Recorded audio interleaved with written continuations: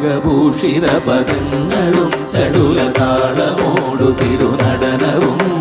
ഭസ്മഭൂഷിത മുരസ്ഥലം പരിണചർമ്മവും മണിഗണങ്ങളും വാസുകി പരിവിശോഭിതം വിമലവക്ഷസുംഭവഭയാവഹം ചന്ദ്രശേഖര തെളിഞ്ഞു കാണണം അന്തികേ മമ സദാശിവ നീലകണ്ഠതപനീലകണ്ഠവുമതിൽ കുളഞ്ഞുര ഹിമാലയും ഭൂവിശോഭ വഴിയും കരങ്ങളിൽ കമടമാരവകളും തുടി ശൂലപാണേ